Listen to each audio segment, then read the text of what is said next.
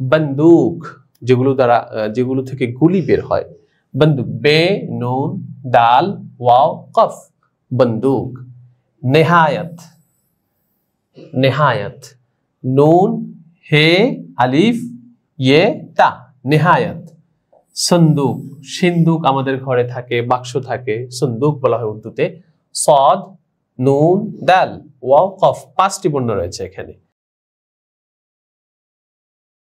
আসসালামু আলাইকুম ওয়া রাহমাতুল্লাহি ওয়া বারাকাতুহু। প্রিয় শিক্ষার্থী বন্ধুরা, আত-তাদরিস অনলাইন মাদ্রাসার অধীনে পরিচালিত উর্দু ভাষা শিক্ষার বিশেষ ক্লাসে তোমাদের সকলকে জানাচ্ছি স্বাগতম। আমরা পূর্ববর্তী ক্লাসগুলোতে উর্দু বর্ণমালা এবং 2 বর্ণ দ্বারা কিভাবে উর্দু শব্দ গঠন হয় শিখেছি। আজকে আমরা শিখব 3 বা ততোধিক বর্ণ দ্বারা কিভাবে উর্দু ভাষায় শব্দ গঠন হয়, আমরা সেগুলো শিখব। আমরা ক্লাসে সরাসরি চলে যাচ্ছি। দেখো লেখা আছে 3 বা ততোধিক বর্ণ দ্বারা গঠিত শব্দ। এখানে শব্দ কথাটি লেখা হয়নি। 3 বা ততোধিক বর্ণ দ্বারা গঠিত শব্দ। 3 অক্ষরে শব্দ গঠন ও তার উচ্চারণ। আমরা শব্দ গঠন শিখব এবং শব্দটি কিভাবে উচ্চারণ করা হয় সেগুলো আমরা শিখব। তো তোমরা চলে যাও। দেখো এখানে রয়েছে বে আলিফ পে, বে আলিফ পে, বা। অর্থাৎ এখানে বে রয়েছে, আলিফ রয়েছে এবং পে একটি বর্ণ রয়েছে। আমরা আরেকটি শব্দে চলে যাই। দেখো মিম আলিফ নুনে গুন্না। আমরা পরবর্তীতে প্রত্যেকটা কঠিন বর্ণ যেগুলো রয়েছে বিস্তারিত আমরা ব্যাখ্যা করব। মিম আলিফ নুনে গুন্না বলা হয়, যেটা নুক্তা সারা গুণ।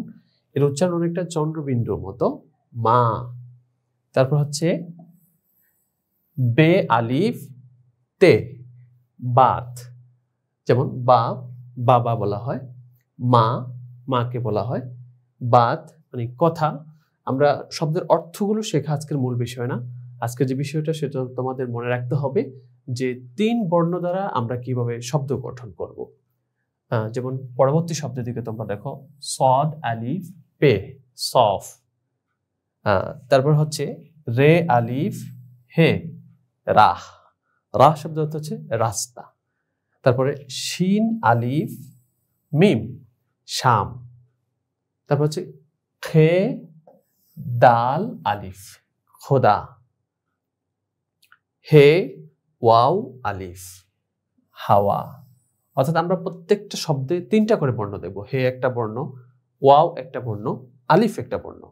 হায়া, হে ইয়ে আলিফ, হায়া 3টি বর্ণ দ্বারা গঠিত শব্দ।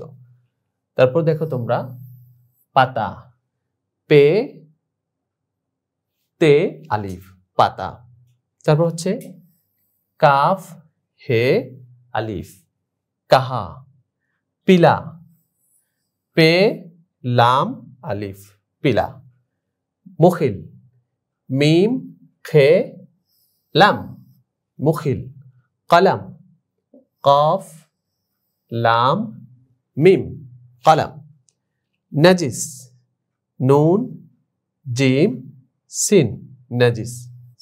প্রিয় শিক্ষার্থী বন্ধুরা, আমরা 3 অক্ষর দ্বারা গঠিত আরো কিছু শব্দমালার সাথে পরিচয় হয়ে নেব। যেমন এলম, এলম লিখলে 3টি বর্ণ রয়েছে। এলম লিখতে আইন লাম মিম। জিকির, আমরা জিকির করে থাকি, তো জিকির জাল কাফ রে, জিকির। চুগল, চে, তোমরা জানো যে উর্দুতে আমরা আরবিতে যেটাকে জিম মনে করি, তার নিচে যদি 3টি নোক্তা দেওয়া হয়, চে এর উচ্চারণ হয়, চে গইন লাম, চুগল। তারপর হচ্ছে আদম, হামজা দাল বে, আদম। পিরিস, পে, অর্থাৎ বে এর নিচে যখন 3টি নোক্তা দেওয়া হয় উর্দুতে সেটা পে বলা হয়, পে রে চে, পিরিস। বাদান, বে দাল নুন, বাদান। দেখো তারপরে ওয়ালি, ওয়াও লাম ইয়া, ওয়ালি, যেটাকে আমরা ইয়ে বলি উর্দুতে। আরেকটা হচ্ছে নবী, নুন বে ইয়ে, নবী। কুলি, কফ লাম ইয়ে কলিম। আমরা আরো কিছু শব্দ জেনে নেই, যেমন নাই, নুন হামজা ইয়ে, নাই। এটা লেখা একটু বুঝতে কষ্ট হচ্ছে, তারপর এখানে আমি বলে দিই। প্রথমটি হচ্ছে নুন, তারপর হচ্ছে হামজা, তারপর হচ্ছে ইয়ে। আলী, আইন লাম ইয়ে আলী। হ্যাঁ, তোমরা দেখো বুড়ি, বে রে ইয়ে বুড়ি। বুড়া শব্দের অর্থ হচ্ছে খারাপ, তো সেই থেকে মুয়ান্নাসের ক্ষেত্রে বুড়ি ব্যবহৃত হয়। তো বুড়া বুড়ি মানে খারাপ, বে রে ইয়ে। প্রিয় শিক্ষার্থীরা, এখন আমরা জানবো 4 অক্ষরে শব্দ গঠন ও তার উচ্চারণ। অর্থাৎ আমরা বর্ণমালা শিখেছি 2 অক্ষর 3 অক্ষর, এখন শিখবো আমরা 4 অক্ষর দ্বারা কিভাবে শব্দ গঠন হয় উর্দু ভাষায় এবং তার উচ্চারণ কিরকম হয়। যেমন দেখো, লারকা শব্দটি, লারকা শব্দ লিখতে 4টি বর্ণ ব্যবহৃত হয়েছে, লাম, রে, কাফ, আলিফ। লারকা, লারকা শব্দের অর্থ হচ্ছে ছেলে। তারপর দেখো লারকি, লারকি লিখতেও 4টি বর্ণ, অর্থাৎ এখানে যতগুলো শব্দ রয়েছে প্রত্যেকটি শব্দই 4টি বর্ণমালা দ্বারা গঠিত। লারকি, লাম, রে, কাফ, ইয়ে, লারকি। লারকি শব্দ হচ্ছে বালিকা, মেয়ে। তারপর দেখো চেরাগ, চেরাগ মানে হচ্ছে বাতি।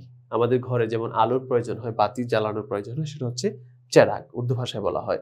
তো চেরাগ কথাটি তো 4টি বর্ণ রয়েছে, চে, রে, আলিফ, গইন, 4টি বর্ণ রয়েছে। তারপর হচ্ছে খারাপ, যে কোনো জিনিস খারাপ হয়ে যায় সেই ক্ষেত্রে বলা হয় উর্দুতে খারাপ। তো খারাপ হচ্ছে খে, রে, আলিফ, বে, খারাপ।